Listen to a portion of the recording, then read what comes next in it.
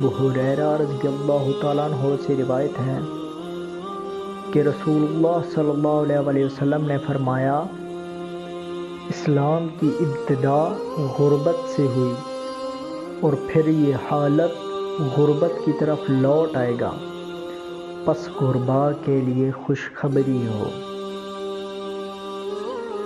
محمد بن رافع، فضل بن سہل، اعرج، شبابہ، سوار، عاصم ابن محمد، عمری ابن عمر رضی اللہ تعالیٰ عنہ سے روایت ہے کہ رسول اللہ صلی اللہ علیہ وسلم نے فرمایا کہ اسلام کی ابتدا غربت کی حالت میں ہوئی اور پھر ایسا وقت آئے گا کہ یہ اسلام ابتدا کی طرح غربت کی حالت میں ہو جائے گا اور وہ